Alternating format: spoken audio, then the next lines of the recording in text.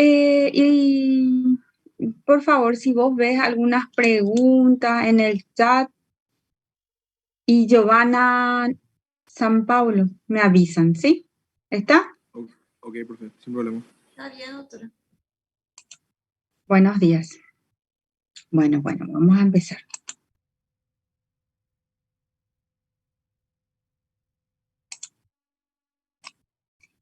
El motivo de la clase del día de sábado es hablar un poquito de lo que es nutrición, ¿sí? Bueno, estos dos términos tengo que decirle que son diferentes para que hablemos correctamente. La alimentación es el acto mediante el cual todos los seres vivos introducen en su organismo alimentos. Estos alimentos sirven para nuestro sustento. Este proceso es un proceso consciente y voluntario. En cambio, la nutrición, la alimentación entonces es un proceso de ingestión consciente y voluntaria al organismo de cada ser humano, ¿verdad? O un ser vivo.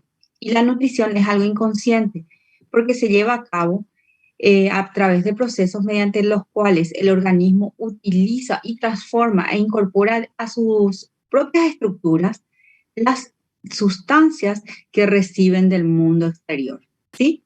Entonces, la nutrición es un fenómeno involuntario posterior a la alimentación.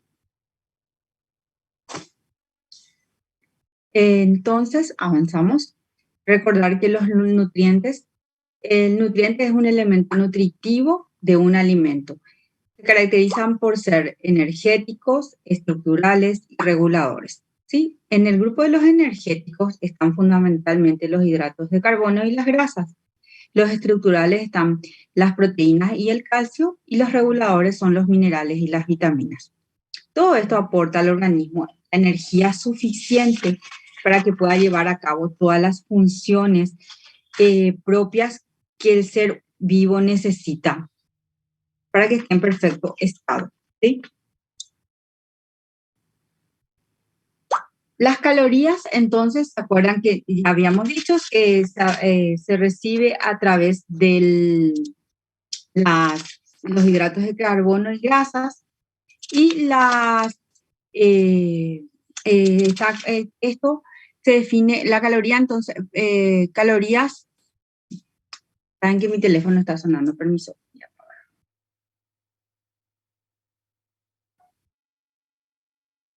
Bueno, vamos a entrar. Entonces ya sabemos diferencia entre nutrición y alimentación y cuáles son la clasificación de los nutrientes según sean energéticos, estructurales o reguladores. Las calorías son la forma de definir la cantidad de energía que entra en nuestro cuerpo, ¿verdad? Se define como cantidad de energía calorífica necesaria para elevar 1 grado Celsius la temperatura de 1 gramo de agua pura, desde 14.5 grados a 15.5 grados, que es una presión normal de la atmósfera. Una kilocaloría es exactamente a 4.18 joules, pero una caloría, y una kilocaloría es exactamente igual a 4.18 kilocalorías. Bueno, según la edad, cada etapa del crecimiento se necesita aproximadamente de 0 a 6 meses de 100 a 120 calorías. Esto va disminuyendo con la edad, de 6 a 12 meses de 90 a 100 calorías y de 1 a 2 años entre 80 a 90 calorías diarias. Estas cosas son importantes porque cuando tenemos pacientes internados o tenemos pacientes con bajo peso, tenemos que hacerle una buena historia de la alimentación para ver qué está recibiendo. A partir de los 2 años, las calorías se calculan aproximadamente 1.000 calorías más 100 por cada edad del paciente. Es así que al llegar a la vida adulta, más o menos necesitan 1.500 calorías. Y acá vemos otra vez la forma de calcular. Los primeros 10 kilos se pueden decir, esto es igualito a la forma de calcular hidratación. Los primeros 10 kilos se calculan 100 calorías por kilo y a partir de los los segundos 10 kilos se calcula 10 calorías por, eh, por, eh, eh, por kilo que pasa, ¿verdad?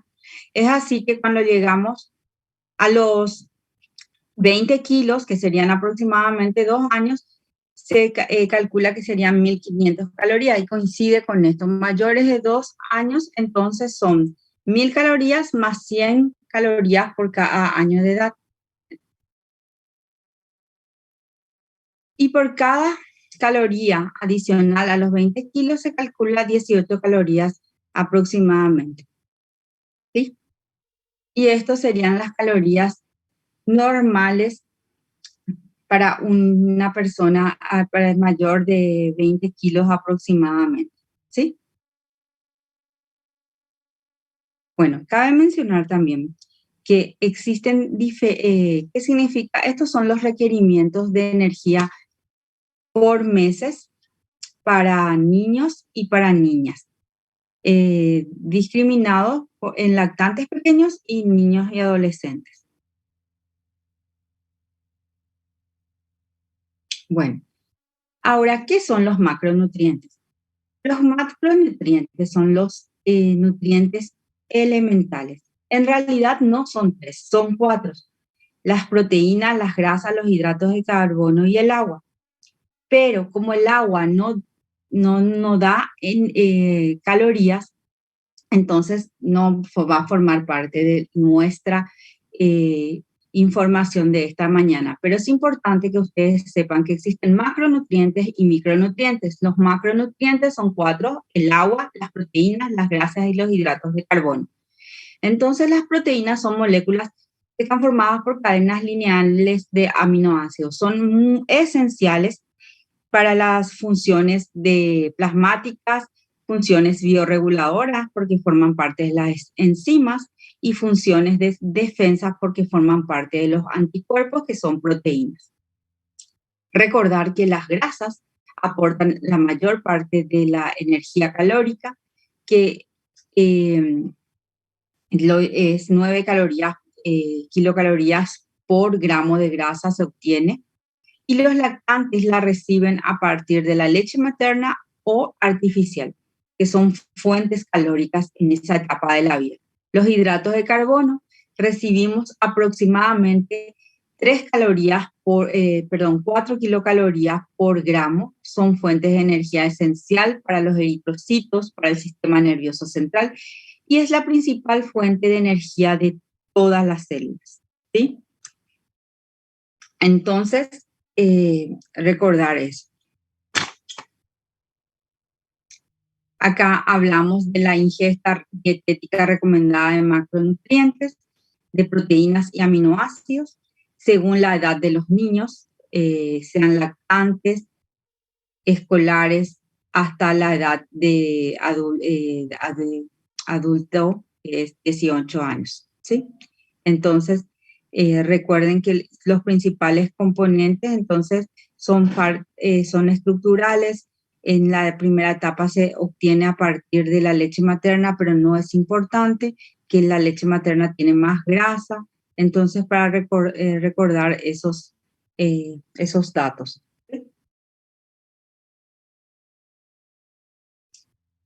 La grasa es el macronutriente de mayor densidad calórica, ya lo dijimos. Para los lactantes, la fuente principal es la leche materna o artificial. Los niños mayores obtienen de productos animales, aceites vegetales, margarina. El índice de valor normal es entre 30 y 40%, tiene que ser el índice de ingesta de grasa, de dietético recomendado, y debe ser aproximadamente el 30-40% de lo que recibe diariamente el niño durante su etapa de crecimiento y desarrollo. Y sobre todo esto en 1 a 3 años. De 25 a 35% para los niños entre 4 y 18 años, además de tener una gran densidad energética, porque en esta etapa de la vida ellos recuerden que están en su crecimiento rápido, ¿sí? Entonces, son indispensables también para la formación de las vitaminas liposolubles, que son la A, la D, la E y la K. Las vitaminas son micronutrientes y las grasas forman parte de estos. Las grasas también son súper importantes para el desarrollo neurológico y ocular. Acuérdense que la vaina de mielina también está formada por elementos grasos, ¿verdad? Entonces, para tener en cuenta. Entonces, los macronutrientes son las grasas, los hidratos de carbono y las proteínas más el agua.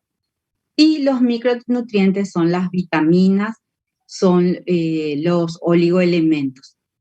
Entonces, sabemos que existen vitaminas liposolubles y vitaminas no liposolubles. Y entre las liposolubles están la A, la D, la K, que acabamos de mencionar. Y todos estos son elementos importantes y necesarios en cada uno en una adecuada cantidad para funciones vitales en el sistema nervioso central. Recordar que la vitamina A es importante a nivel neurológico y sobre todo en el globo ocular. La vitamina D es para la coagulación y para la formación de las estructuras óseas. La vitamina E para todos los procesos de oxidación mitocondrial y la vitamina K también para los procesos de coagulación, formación ósea y muscular. Los minerales, oligoelementos, son bastante indispensables y recordar que el hierro es un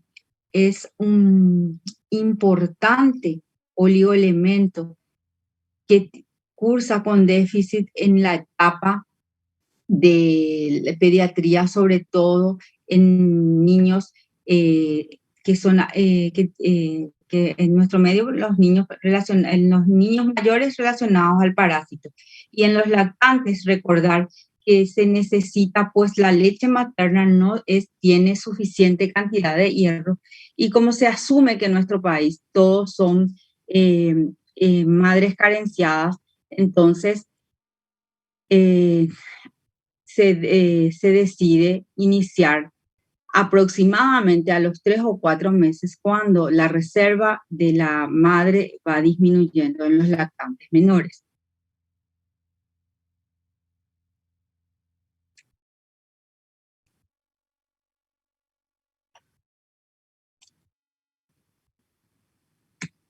Bueno, los lactantes. Debido a que en esta parte de la vida el crecimiento ¿se acuerdan que en los primeros 3 meses necesitaban subir de peso aproximadamente entre 20 a 30 gramos? La leche debe aportar la suficiente nutrición en esta etapa de la vida, ¿sí? Porque eso es de vital importancia para poder cubrir todas las necesidades en esta etapa. La alimentación del lactante, la función digestiva del lactante se halla en un proceso de maduración, por eso no podemos incluirle directamente y alimentarle con elementos sólidos. Y recordar también que el ser humano es un mamífero que se alimenta exclusivamente de leche en la primera etapa de la vida, pero es un mamífero atricial. ¿Qué significa eso? Que no es capaz de sobrevivir sin la ayuda de un tutor, y en este caso el tutor es su madre y la que le brinda la alimentación. Entonces, acá la función digestiva del lactante está totalmente en proceso de maduración, su proceso de deglución, el reflejo de succión innato y de los reflejos masticatorios aparecen a partir de los 6 a 7 meses aproximadamente en el mayor número de los lactantes. No quiere decir que haya algún lactante que madure más y podría tener este reflejo a partir de los 5 meses. Es por eso que las madres que quieren alimentarle precozmente a sus niños a los 3 meses no lo logran, y el bolo alimentario que tratan de introducir con la cuchara del bebé es otra vez expulsado porque este reflejo está en proceso de maduración. También recordar que la maduración del sistema neuromuscular hasta los 4 meses permite deglutir líquidos y a los 6 meses empieza con los semisólidos y posteriormente adquiere la masticación. Entonces, todo tiene un motivo de por qué se recomienda que las madres inicien la ablactación, que significa o el destete, que significa la introducción de alimentos semisólidos a partir de los 6 meses. ¿Sí? Entonces, se recomienda de 0 a 4 meses la lactancia. La OMS recomienda la lactancia materna exclusiva por 6 meses. Esta lactancia materna, los beneficios vamos a hablar más adelante, pero la OMS y la OPS dicen que lo ideal es que se mantenga la lactancia materna hasta los 6 meses. Con respecto a la lactancia materna, a los 6 meses casi el 50% de las madres que iniciaron la lactancia logran sostener la lactancia materna exclusiva a esa etapa de la vida. Entonces, recuerdan más o menos, acá dice que de 0 a 4 meses, nosotros teníamos que de 0 a 3 meses suben entre 25 a 30 gramos diarios, ¿sí? Bueno, la lactancia materna. Ya sabemos que es una leche que no tiene competencia en el mercado, no hay ninguna fórmula en el mercado que tenga la composición que tiene la leche materna a pesar de los esfuerzos de la industria. La leche materna se caracteriza por tener una leche de inicio, que es el calostro, la de pretérmino, la de transición y la leche madura. Recordar que al principio, en las primeras 24 horas de nacimiento, el volumen aproximadamente de producción de leche es de aproximadamente menos de 5 ml. Él puede salir en el primer día. Entre los días 2 a 4 la lactogénesis empieza a aumentar y esto puede ir aumentando. Entonces, recordar que el calostro es la leche de color amarilla que se ven en los primeros 3 a 4 días posteriores al parto. Tiene una densidad alta, tiene escaso volumen porque es más contenido graso y tiene gran aporte inmunológico. La leche de pretérmino, que se da en los pacientes que tuvieron parto a pretérmino, posiblemente la lactogénesis sea débil también en los primeros días de vida, tiene mayor cantidad de proteína, sodio, lactoferrina e inmunoglobulina A. En las madres menores de 1.500 gramos, tiene insuficiente valor de calcio, fósforo y proteínas, potasio también. Entonces, por lo cual es que nosotros vemos que se le agrega a todos los recién nacidos de pretérmino calcio, ¿sí? Y en lo que respecta a la producción, entonces, habla de las calorías en esta diapositiva que tenemos acá. El calostro aporta aproximadamente 58 calorías por ml y 75 calorías por cada 58 calorías por cada 100 ml y 75 calorías por cada 100 ml en lo que respecta a la leche madura, ¿sí?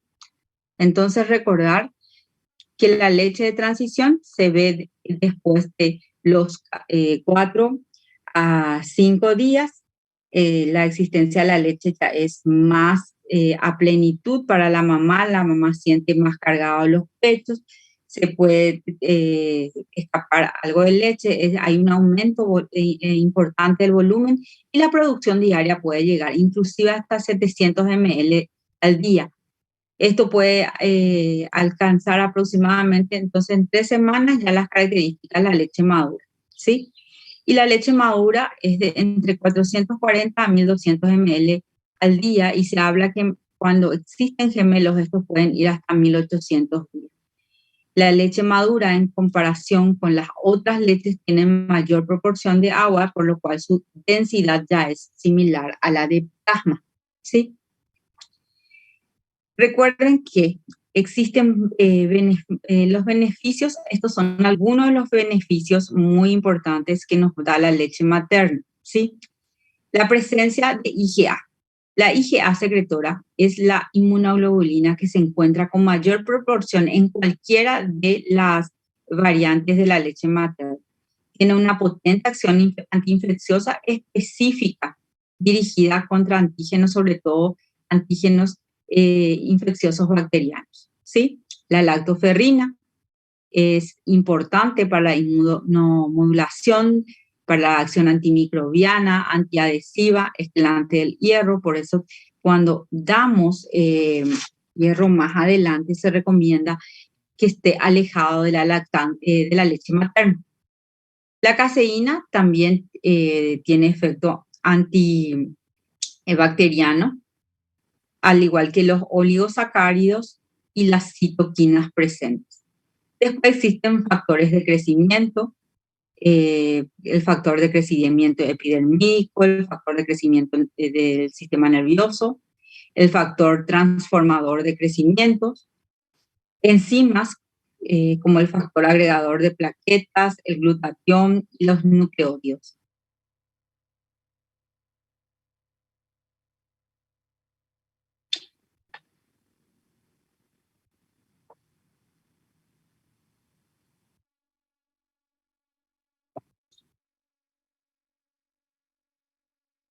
La lactancia materna debe iniciarse poco después del nacimiento, es lo que habíamos dicho desde que empezamos a hablar del recién nacido, que hace, fomentar el apego y la lactancia materna, preferiblemente como un mínimo de 4 meses, recomienda la Academia Americana de Pediatría, pero la Organización Mundial de la Salud y la OPS lo recomiendan hasta los 6 meses.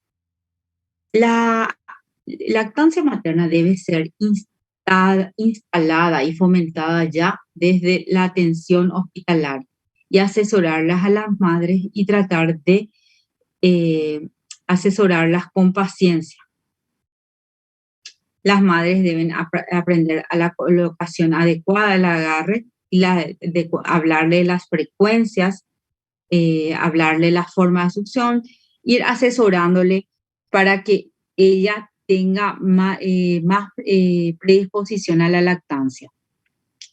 Existen efectos protectores de la lactancia. Se habla de que los niños pueden tener menos enfermedades agudas como diarrea, otitis aguda, infecciones del tracto urinario, enterocolitis, sepsis, botulismos, enfermedades crónicas como la enfermedad de Crohn, neoplasias infantiles, las otitis recurrentes, las alergias, la prevención contra la obesidad y el sobrepeso. Disminuye también los ingresos hospitalarios y disminuye la mortalidad infantil.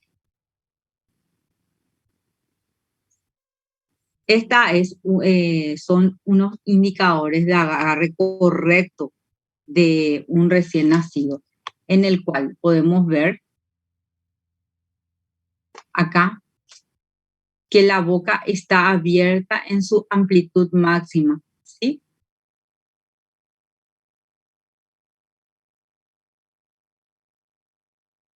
La nariz está pegada a la mama, ¿sí?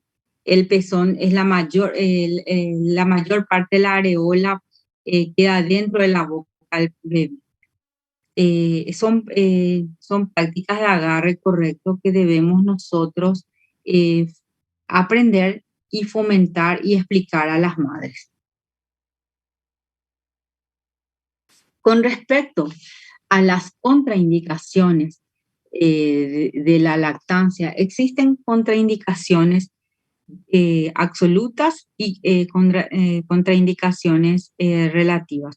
Las contraindicaciones absolutas son el virus del VIH y el virus linfotrófico humano. Sobre todo en madres en donde podemos asegurar que vamos a poder proveerles de leches de fórmulas para poder complementar su nutrición. Una infección tuberculosa no tratada también es una contraindicación, sobre todo durante las 2 semanas que dure el tratamiento. La infección por el virus de la varicela zoster, o sea que no tener vesículas ni tener la IgG específica de la enfermedad, sobre todo en boca y en la región mamaria. La infección por el virus del herpes simple, sobre todo infecciones activas en las mamas. Infección por citomegalovirus. Se puede encontrar este virus en la leche humana, pero recordar que la infección de los lactantes por leche humana no da cuadros severos de enfermedad, sobre todo si los lactantes son de término. La infección por hepatitis B, si las madres reciben inmunoglobulina y la vacuna más el recién nacido, si recibe la inmunoglobulina y la vacuna específica, se podría valorar la lactancia materna. El alcohol se debe limitar porque ingestas mínimas igual dan algún efecto en el sistema nervioso central de los niños, y estos estudios lastimosamente están registrados. A veces hacemos bromas que va a ser, si tomo cerveza voy a tener mejor leche, pero no es así. El tabaquismo también sabemos es riesgo de enfermedades respiratorias. La nicotina influye mucho en los cuadros respiratorios. Y los pacientes que estén tratados con quimioterapia y radioterapia. La ablactación es la introducción de los diferentes alimentos diferentes a la leche, y en la dieta del lactante debemos recordar que se debe introducir alimentos cereales al principio sin gluten en forma pastosa, ¿sí? Y frutas. Y esta introducción debe ser gradual, sin mezclar los alimentos en la primera etapa de la vida. Entonces se introduce el zapallo o calabaza, no le da ningún efecto adverso, entonces se introduce posteriormente al día siguiente la otra verdura o fruta, así gradualmente. Y normalmente se recomiendan los tubérculos, ¿verdad? Primero zanahoria, zapallo, papa, luego se va introduciendo gradualmente las otras frutas y verduras, la manzana, todos primero en consistencia semisólida y luego con grumos. Entonces ya sabemos que el destete es la sustitución gradual de la leche materna por fórmulas distintas. Cuando empezamos, que se puede hacer y se recomienda que se inicie a los 6 meses de vida.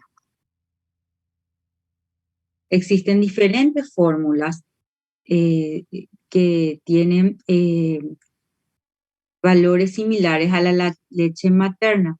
Las recomendadas son las fórmulas de leche de vaca, que tienen un apropiado valor energético. Si es que existen contraindicaciones, se van optando por otros tipos de leche.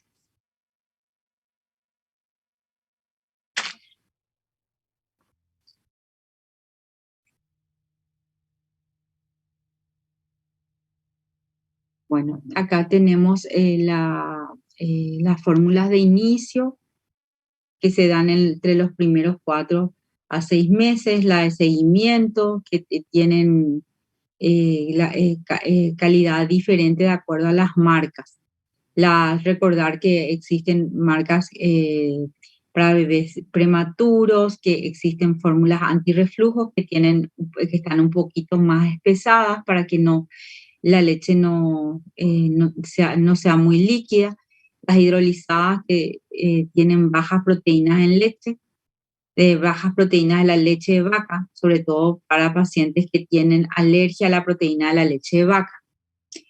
Y las hipoalergénicas, porque existen enfermedades en las cuales la leche de vaca o leche humana puede tener contraindicaciones, como son la galactosemia, que produce inclusive convulsiones, retraso neurológico cuando son diagnosticadas tarde, y una leche hipoalergénica es la recomendada.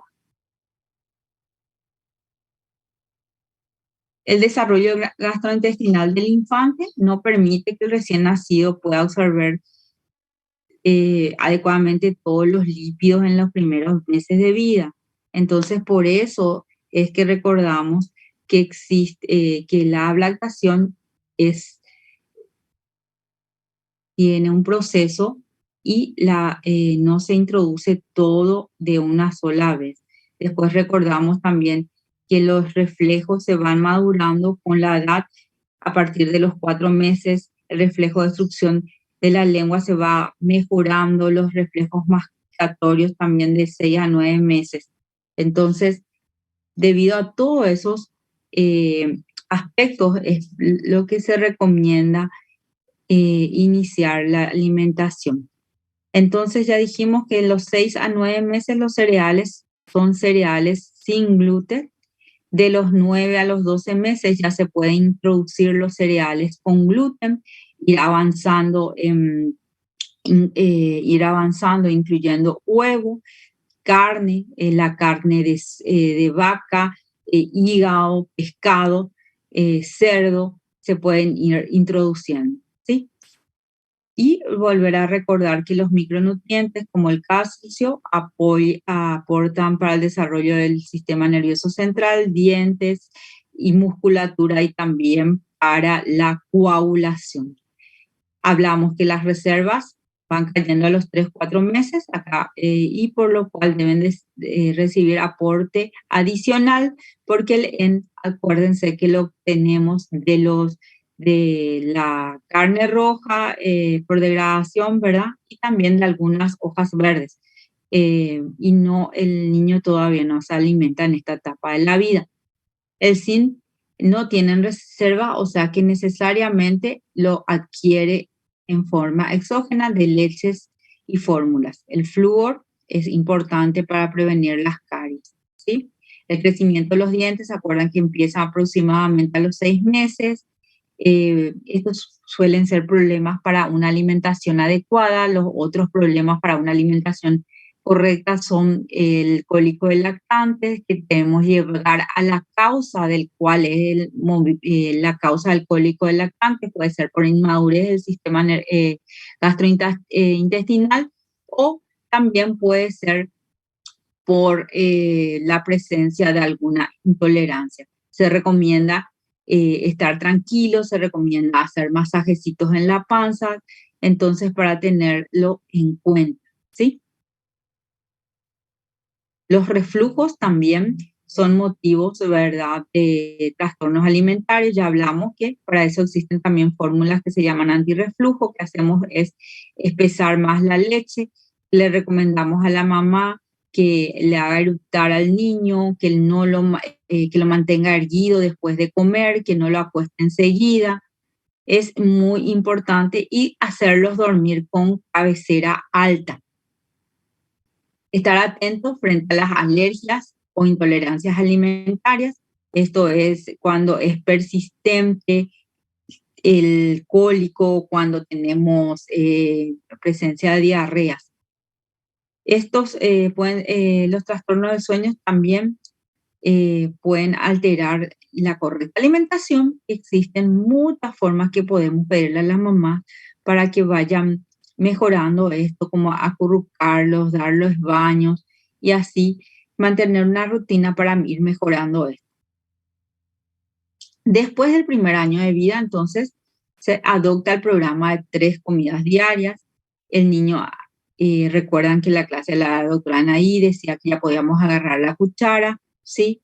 Entonces desarrolla una habilidad para alimentarse. Puede estar comiendo comidas de la comida de la olla de la familia, como se dice, pero siempre que sea saludable. Debe comer frutas y zumos entre las comidas, o sea, los jugos. Y entre 1 a 2 años se recomienda entre 14 a 16 cucharadas de alimento. Los mayores de 2 años, entre 16 a 20 cucharadas de los alimentos. El preescolar ya alcanzaba una madurez completa de los órganos y sistemas que intervienen en la digestión, la absorción y el metabolismo de los nutrientes. En esta etapa se aumenta aproximadamente entre 2 kilos por año y unos 5 a 6 centímetros de tallas por año. Se recomienda que las calorías en los niños de 7 a 10 años sean de 70 calorías por día, por peso por día, ¿verdad? Y en lo que refiere a las proteínas, que tenga aproximadamente 28 gramos por día. También en esta etapa recordar que entre los 2 y 5 años existe una etapa también que hay el apetito caprichoso, los niños seleccionan mucho lo que quieren comer, entonces también se torna un poquito difícil. Pero tenemos que instarle a las mamás que sigan, que tengan, que encuentren un espacio para seguir negociando con los niños. También en esta etapa de la vida inicia las meriendas escolares. Tratar de instar a las mamás que por lo menos algo nutricional no empaquetado ingrese a la merienda escolar.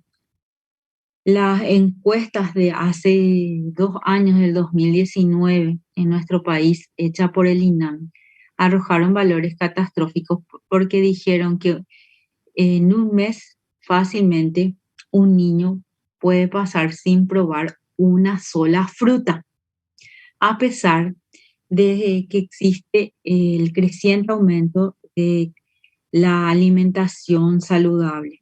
Entonces, luchar para que los niños tengan una calidad alimentaria y para que puedan extraer de esos nutrientes que puedan hacer que todos nuestros órganos y sistemas crezcan bastante bien, es muy difícil por el hecho de que todas las madres salen a trabajar 12 a 13 horas de la casa y poner productos envasados en las meriendas o darle dinero es más fácil. Entonces, se lucha contra todo esto. En esta diapositiva, solamente para mostrar los requerimientos de energía por edad en la etapa preescolar y escolar, los requerimientos de calcio, de hierro, de zinc y flúor. Recordar que todo es importante, ¿sí? Se recomienda 5 comidas diarias y se habla que puede haber una 6ª colación diaria para los niños que duermen muy tarde. Entonces es el desayuno, la media mañana, el almuerzo, la merienda y la cena. Son 5 tomas y se habla de la colación nocturna, que puede ser un yogur o una fruta.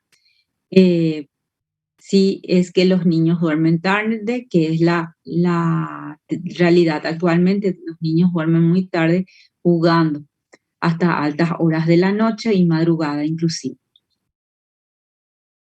La distribución entonces de los alimentos, se habla que el almuerzo tiene que ser la comida más importante y después del desayuno. La torre de alimentos que les suelo mostrar a los niños en el consultorio, en lo cual mostrándole que en la pirámide, en la base de la pirámide están los cereales, las frutas y el agua, y más arriba en menor cantidad los azúcares. La adolescencia, recordamos que existe, es la etapa de mayor crecimiento, por lo cual necesita una alimentación adecuada, necesita mayor caloría y negociaciones con el niño, porque recordar que también que la correcta alimentación está influenciada por varios factores, no solamente por factores socioeconómicos. No todos van a poder comer lo correcto, ya sea por distintos motivos. Pueden ser motivos socioculturales por déficit y entre las deficiencias alimentarias también a veces se van por las corrientes nutricionales que se adoptan actualmente, llámese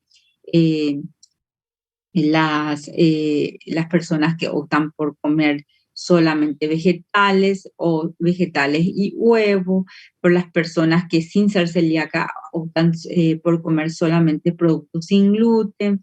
Existen muchas corrientes nutricionales actualmente. Bueno, entonces recordar que la adolescencia tiene las fases precoz y tardía y que necesitan todos los requerimientos para esta etapa del crecimiento más importante, porque es en la cual vamos a adquirir nuestra máxima talla, las mujeres hasta los 18 años y los hombres hasta los 21 años. En la adolescencia tenemos muchos problemas que son el sobrepeso y la obesidad, que se da porque actualmente los niños, los adolescentes, algunos optan por llevar largas jornadas frente al computador, que es el problema de este siglo. Las comidas rápidas, las madres ausentes por largas jornadas laborales. Después existen los trastornos nutricionales secundarios al comportamiento. Ahí tenemos la anorexia, la bulimia y otros tipos de trastornos, pero estos son los más importantes. Tenemos la diabetes tipo 1, la diabetes tipo 2 relacionada a la alimentación. Y bueno, esto es con respecto a la nutrición, ¿sí? Queda también, recuerden que nosotros tenemos que ayudar a esta clase, ¿verdad? Con más lectura, ¿sí? El libro de Nelson está bastante esquematizado todo esto, ¿sí? Ok, profe. Bueno, ahora vamos a hablar de los defectos de la nutrición.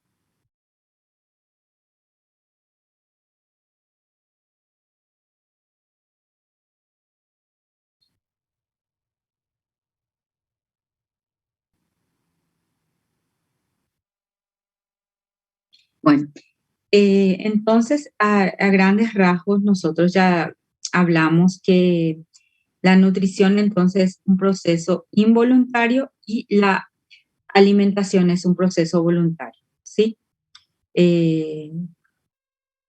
Vamos a empezar entonces.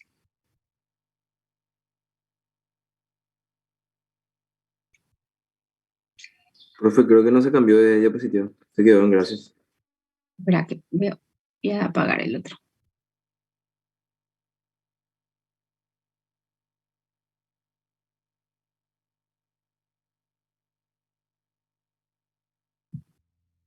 Ahí sí, ¿verdad?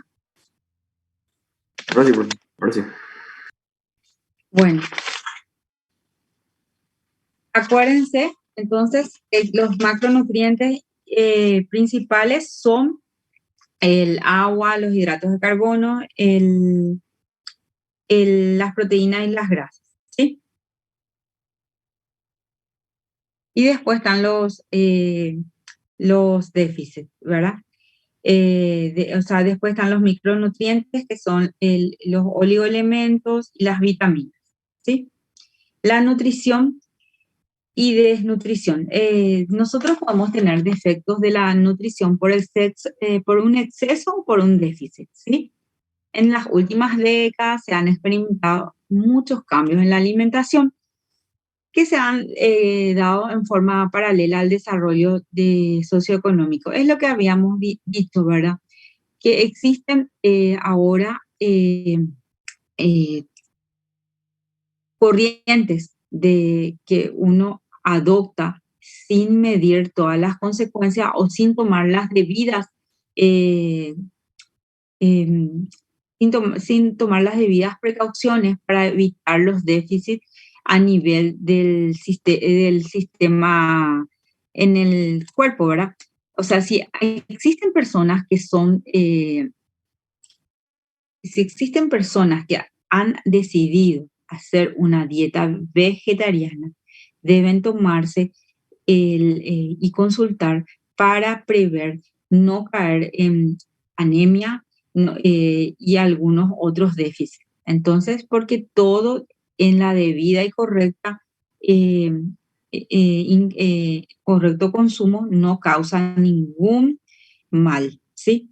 Entonces, nosotros tenemos que saber que todo es necesario y si opto por hacer una dieta, debo recibir lo que voy a carecer con la dieta vegetariana, ¿sí?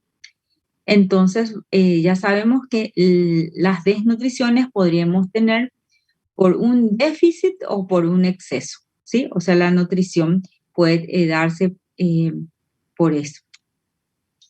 Entonces, recordar, la nutrición hace referencia al ingreso de nutrientes que están dentro de los alimentos y ingresan al cuerpo, son procesados por diferentes fenómenos que ocurren dentro del sistema nervioso, dentro del sistema digestivo, donde están inmersas las sales biliares, las enzimas, que degradan los productos alimentarios para obtener así los componentes nutrientes y ser asimilados a las diferentes células del organismo para que puedan ser utilizadas, ¿sí?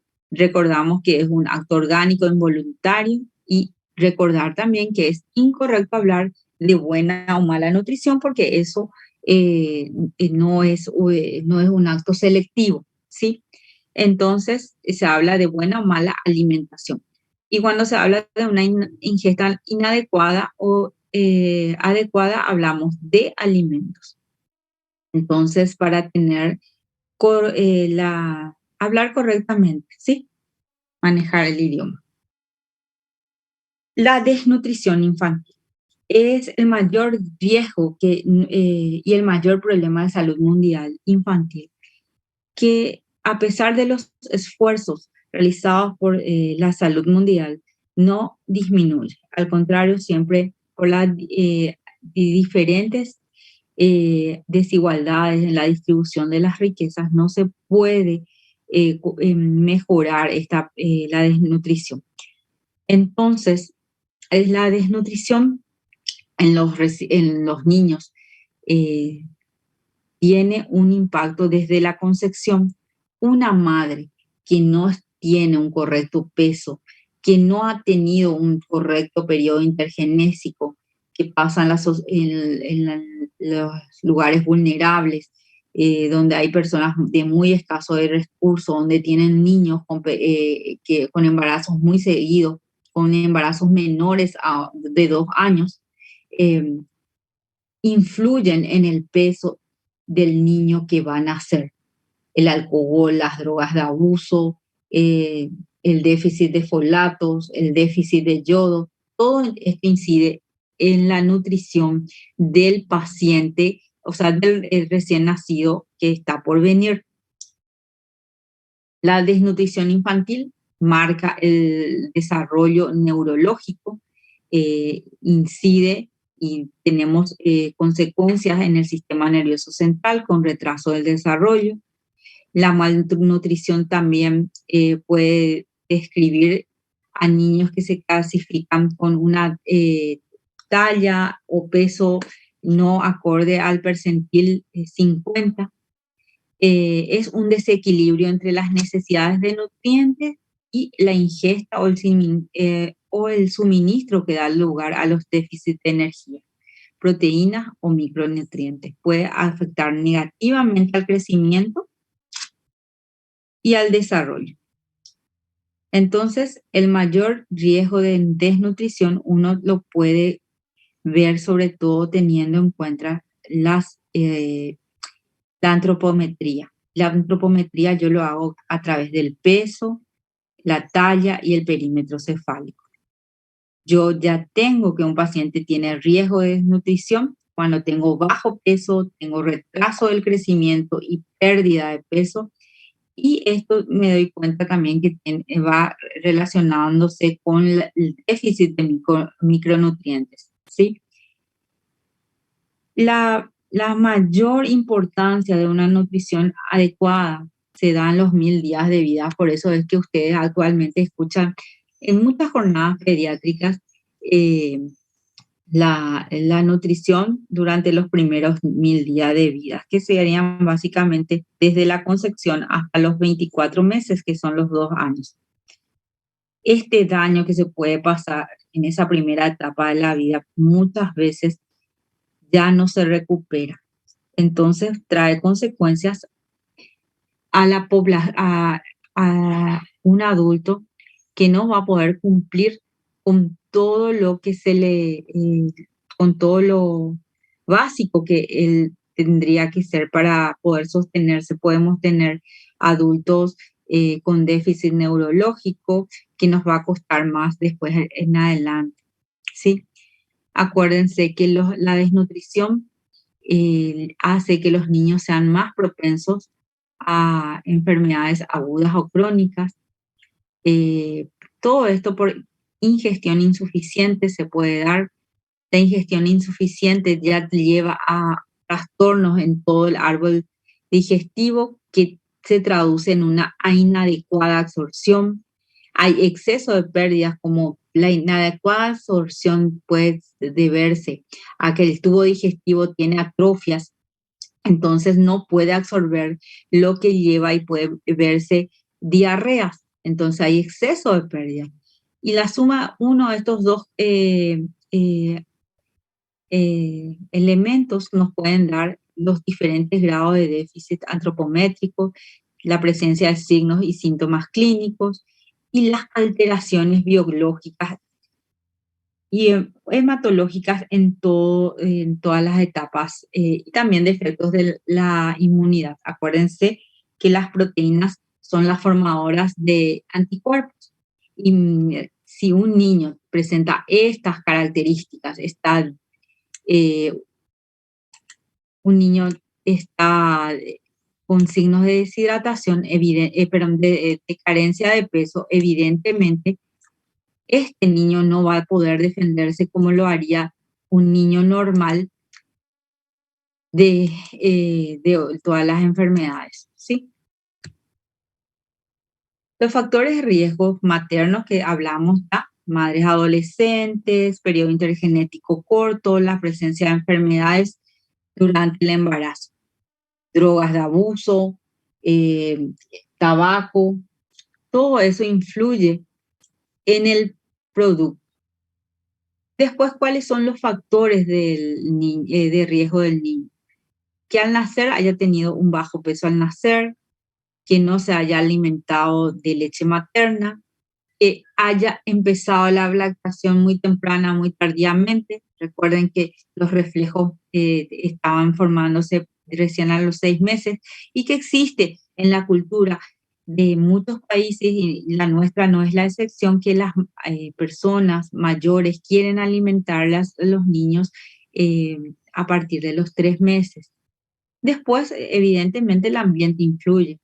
El estrato socioeconómico bajo, los malos hábitos alimentarios, la calidad de la higiene y los saneamientos en donde vive el niño, todo eso disminuye. Entonces, todo esto trae consecuencias, ya dijimos, en todos los diferentes órganos. Entonces tenemos la menor actividad celular, las reservas de tejido adiposo se van moviendo hacia donde hay necesidad, entonces eso se traduce en forma clínica, se pierde el signo del niño que pierde la colita porque la grasa estaba más concentrada ahí, y hay una redistribución y se va hacia hay un catabolismo entonces el paciente pierde peso, pierde en un primer momento, pierde tejido celular y luego tejido subcutáneo. Y así vamos a las consecuencias. Con respecto a las proteínas, ya dijimos que disminuyen la presión oncótica, entonces podemos tener niños con edema, se utilizan las reservas, entonces vamos cayendo con las reservas y las actividades de la inmunidad. A nivel gastrointestinal, disminución de hipocloridia, disminuyen las secreciones enzimáticas, gástricas, intolerancia a la lactosa, sobrecrecimiento bacteriano, puede haber parasitosis, hay inabsorción de las grasas u otros macronutrientes y oligoelementos pueden verse afectados. El hígado puede estar graso, hay alteración en la motilidad. Por favor, si vos ves alguna... El sistema nervioso central, recuerden que las vainas de mielina pueden ser afectadas, alteración de la mielinización, disminución de la producción de neurotransmisores. Todo esto lleva a la disminución de la velocidad de conducción y a la atrofia cerebral. Entonces, recuerden que existe un sistema que va haciendo que esto continúe al no tomar conductas contra la desnutrición. Esto se sigue aumentando. Exclusivamente no la desnutrición se puede clasificar según la etiología en primaria y secundaria, según la intensidad leve, moderada y severa, según el tiempo de duración puede ser aguda o crónica, y las presentaciones clínicas pueden ser de tipo marasmo o Kwashiorkor. Listo.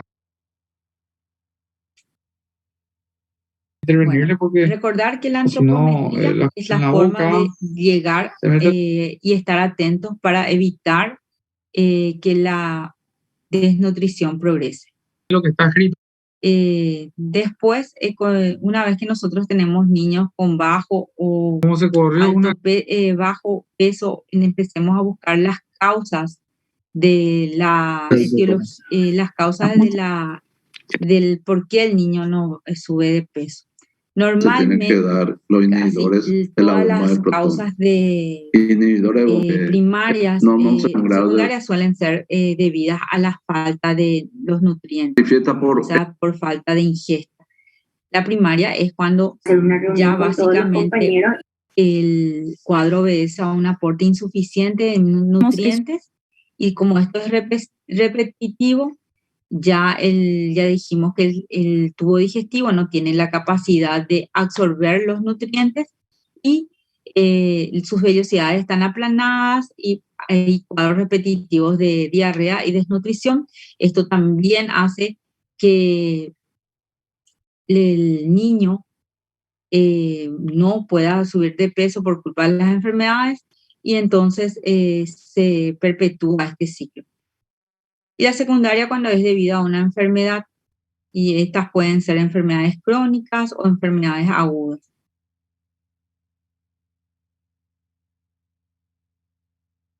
Existen grados que dijimos que eran leve, moderado o severo, según la pérdida o según el déficit.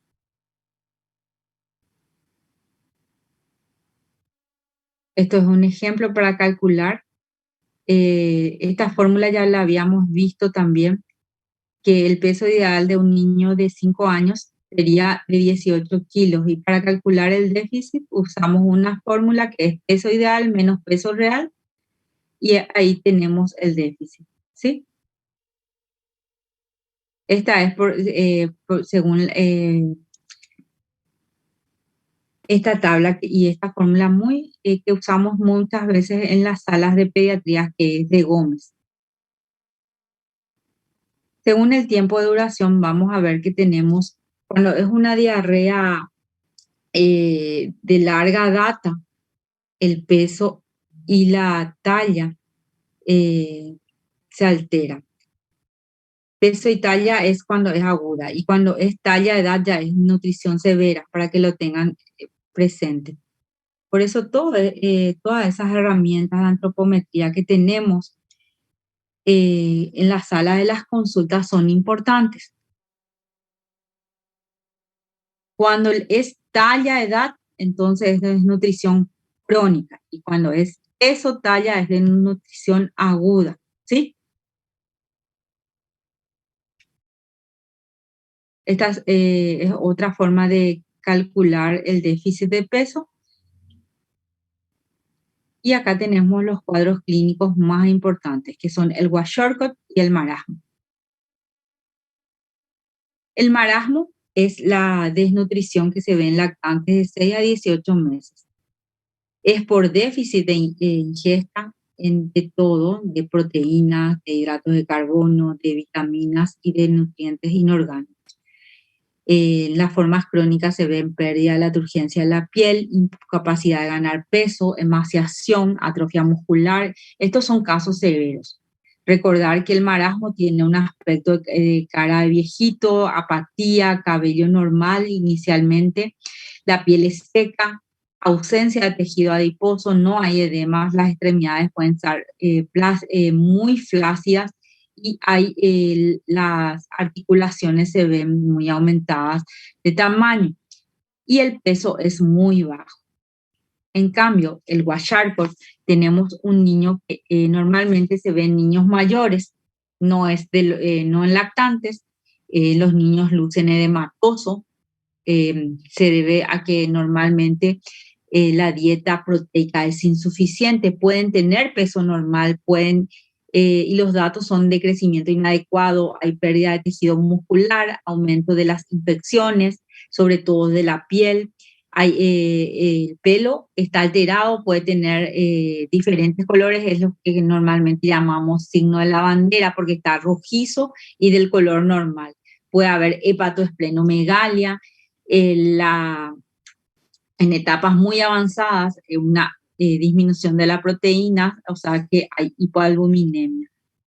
Cabello rojizo, quebradizo, hay apatía, cara de luna llena, lesiones de la piel que se caracterizan, se llaman pelagra, hay edema, hay adelgazamiento muscular, pero un gran crecimiento abdominal. Esta es la dermatitis pelagroide, que puede descamarse la piel, se infecta y da enfermedades severas, cuadros sépticos. Es un cuadro comparativo en el cual muestra los déficits de crecimiento, pérdida de peso, en cuál es más importante, en donde vemos hipoalbuminemia, dermatosis pelagroide y edema en el Kwashiorkor, para tenerlo presente y compararlos. El tratamiento depende del estado de desnutrición. En los estados leves es normalmente hablar con los padres y tratar de corregir las malas conductas alimentarias, los desequilibrios hidroelectrolíticos, aportes de microelementos como calcio, zinc, y tratar de aportar eso. En los moderados y graves pueden requerir internación, la colocación de sondas, ¿sí? Para que lo tengan presente. Bueno, y hablamos que existen trastornos de la nutrición por déficit o por exceso, dijimos. Y el exceso sería la obesidad, ¿sí? La obesidad es una de las enfermedades del siglo, una epidemia, nosotros escuchamos, la leímos, lo sabemos, y la obesidad también se da por factores exógenos y endógenos. Su importancia es que tenemos adolescentes cada vez más jóvenes con diabetes tipo 2, que era una enfermedad de predominio de adultos, que últimamente lo estamos viendo cada vez más en los jóvenes, en adolescentes de aproximadamente 10, 12 años, ¿sí? Bueno.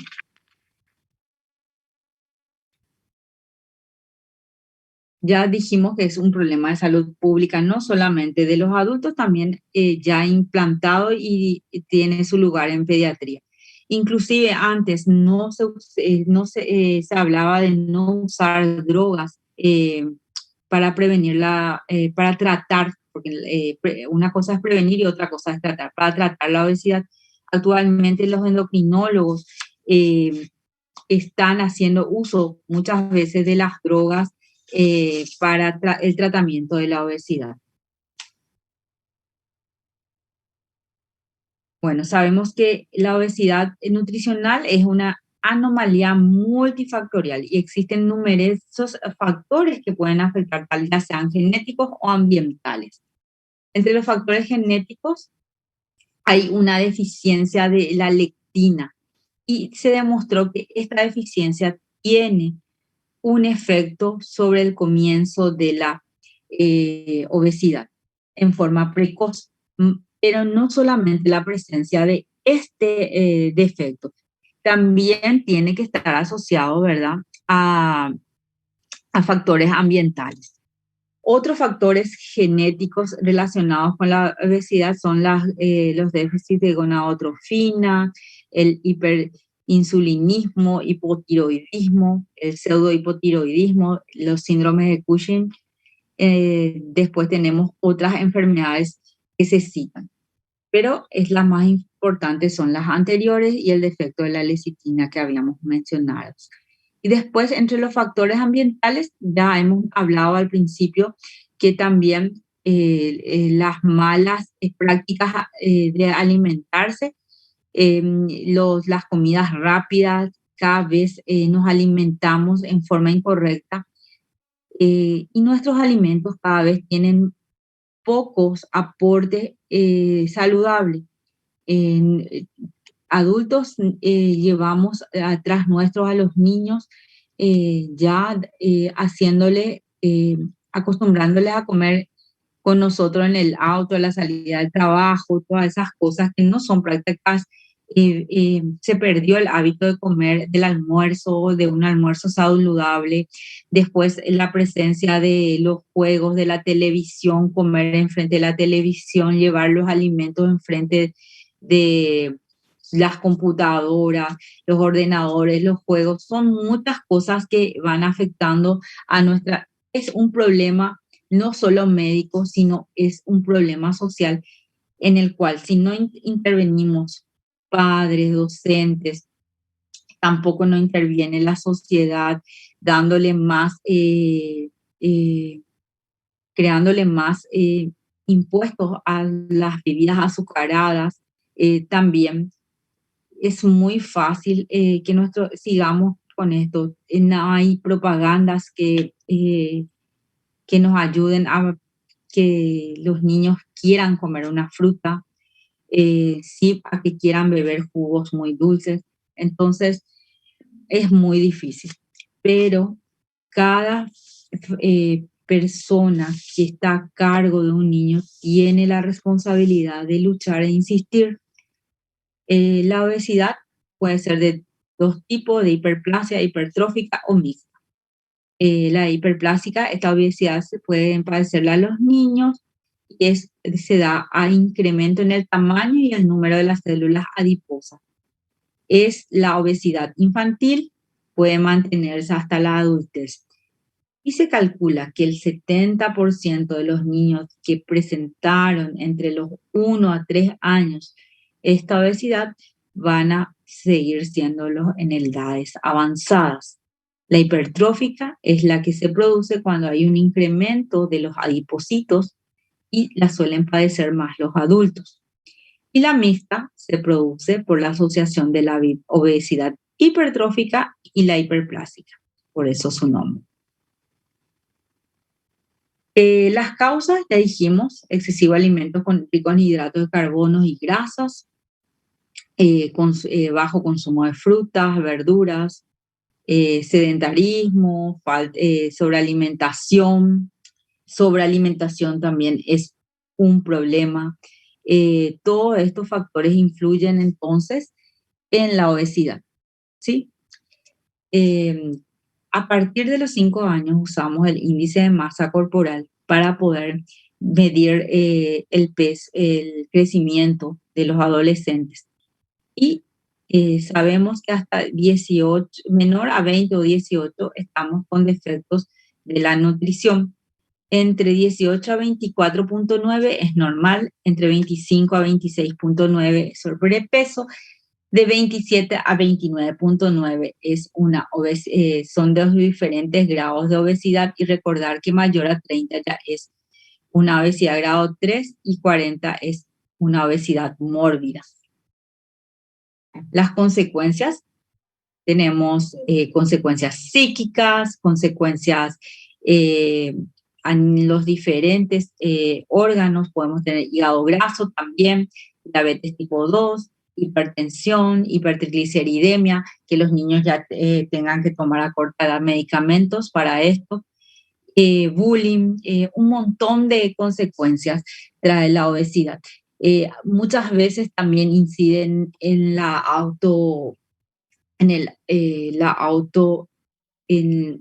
en cómo se ve, entonces hay trastornos en su autoestima, ¿verdad? Entonces predispone al asma, a la diabetes, anormalidades ortopédicas, trastornos en las articulaciones, que llevan a tener como adultos a innumerables enfermedades que son las verdaderas epidemias también de este siglo. Cómo evoluciona la obesidad y la afectación de la obesidad en los diferentes órganos.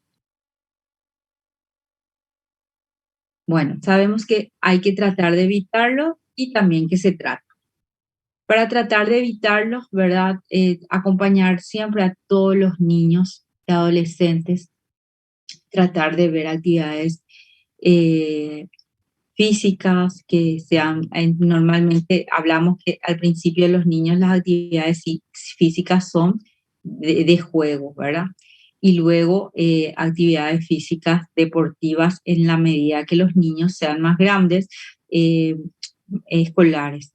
Después, las buenas prácticas alimentarias. Dijimos que las bebidas azucaradas, los dulces deberían no superar el 30% de nuestro consumo diario, tratar de mejorar la merienda escolar, los alimentos en la casa. Entonces, esas serían unas buenas prácticas para evitar todo este tipo de consecuencias. No usar alimentos como premios ni castigos, ¿sí? Que es una práctica normal que nosotros los adultos no nos damos cuenta, pero inciden en el niño. Entonces, eso es muy importante. Replantear la forma de alimentarle es lo más importante para poder anticiparnos a los defectos de la nutrición. Recordar que la alimentación es la base necesaria para un buen desarrollo físico, psíquico y social de los niños. Es recomendable no abusar de las grasas vegetales, comerlas menos y comer más veces frutas y verduras. Y este tipo de frases que a veces no nos damos cuenta que puede incidir, que come hijo, comer es algo imprescindible para vivir, ¿verdad? Y el deseo amoroso de la vida de la mamá, pero también tenemos que saber que todo tiene un límite, ¿sí? Que por exceso tampoco no debemos pecar.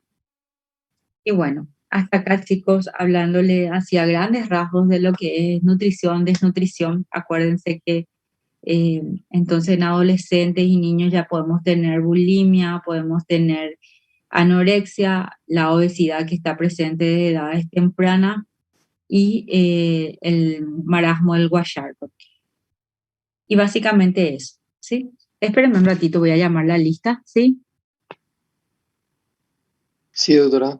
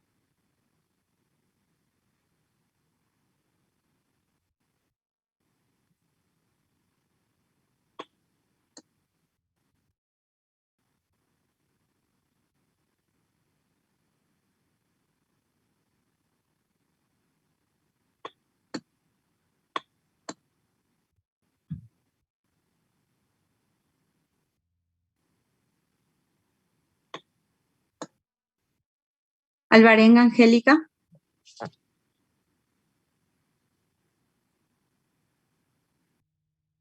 Camila Guadalupe Benítez. Presente, doctora. Gracias. Junior Benítez. Presente, doctora. Pamela Benítez. Presente, doctora. Bogado, se pueden retirar, gracias. Bogado Pedroso Micaela. Presente, doctora. Giovanna Busolaro. Presente, doctora. Cañete Elena. Presente, doctora. María José Carballo. Presente, doctora. Juan Francisco Centurión. Presente, doctora. Custodio. Presente. Gracias. Rafael da Silva. Presente. Oscar David. Presente, Da doctora. Acevedo. De Souza Fabricio. Presente, doutora. Gracias.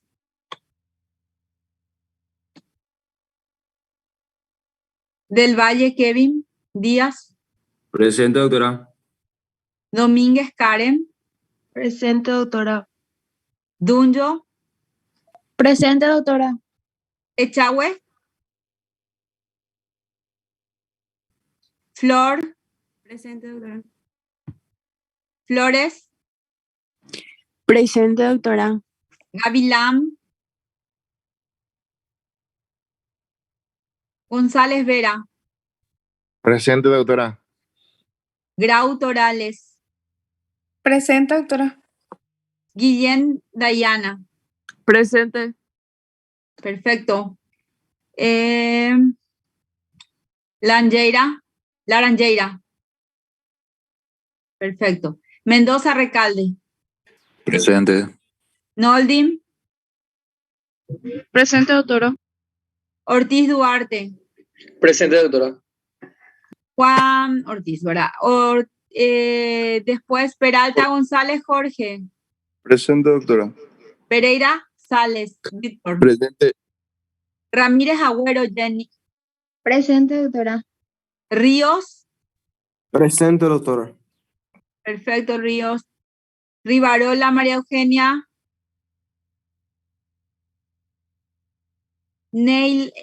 Nelia. Saiz. Sanabria Cañete. Presente, doctora. Sánchez Paredes César. Presente, doctora. Torres Villasboa. Presente, doctora. Valiente Rivas. Presente, doctora. Yasunaga Rafael. Presente. San Pablo. Presente. Saracho. Presente. Vamos a descansar. Doctora. Muchas gracias. Acá estoy. Doctora, a mí me salteaste, parece, no sé. Andrea Echagüe, doctora. No, Echagüe dije. No sé si lo escuché. Echagüe No dije. escuché. Tu apellido me suena. No escuché un poco, doctora. Gavilán, también, doctora. Gavilán. Ok. Estamos. Y Gracias, Echagüe doctora. también, doc. Ya está, chicas. Echagüe y Gracias, Gavilán. doc. Sí, gracias, doc. ¿Alguien más que quiera saber si está su ausencia, su presencia? Bueno, chicas. Chao, chicos. Chao, doc. Buen fin de semana, doctora. Igualmente para ustedes. Hagan esquemas. Vi que nuestro libro es bastante bueno, es temático y no se asusten, ¿sí? Dale. Doctora, Sí, acá estoy.